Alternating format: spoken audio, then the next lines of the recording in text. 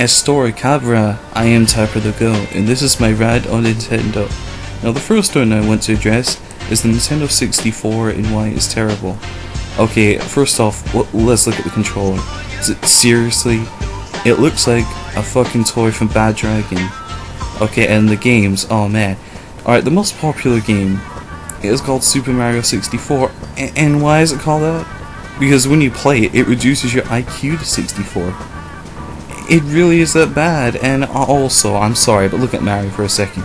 He looks like a Jewish Ron Jeremy, except Ron Jeremy doesn't go around punching mushrooms. No, he goes around fucking bitches and taking names. Now, let's look at Zelda 64.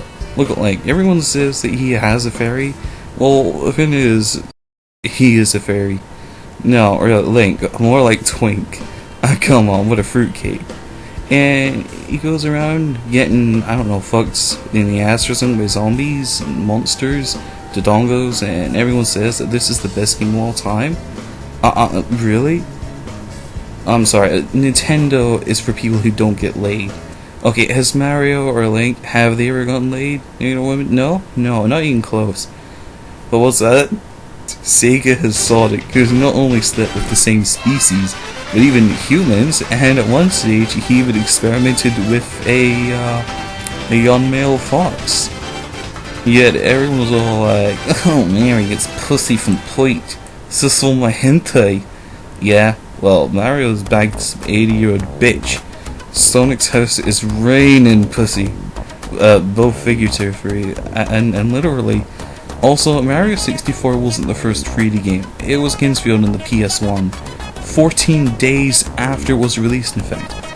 But yet everyone says, fuck good games. According to Dan Houser from Rockstar, every single 3D game borrows from Mario 64 or Zelda 64. Even when Kingsfield and Resident Evil came out before Mario 64.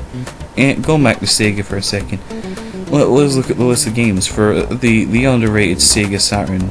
These are my personal picks: Don Don Pachi, Super Temple Knights, and the Dream Shine and the Holy Out Guardian Heroes. What does the N64 have? Oh yeah, I forgot, overrated pieces of shit. I mean, Banjo-Kazooie, it was okay. But at one point it came to this gate where it said I needed 100 notes or some shit, and after that I just stopped playing it. So I give this one an F. Now, the N64 did have some good games, some underrated ones, like Mega Man 64. I played through it and I beat it, and it was pretty fun. Not as bad as everyone says it is. The AI needed work, yeah, but it's better than fucking Mario with turtles. And Superman 64 was actually a really decent game, but everyone hates it because it's too challenging. I mean, the low draw distance, it adds a sense of panic to the already suspenseful experience. I mean, just going with that low draw distance, the threat of constantly dying, it's so atmospheric. The music really fits as well, but because everyone sucks AVGN's cock, they hate it.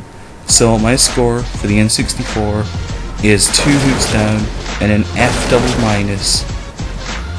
But my score for the Sega Saturn, which everyone should get, is 2 Hornets up, and it gets an A triple plus.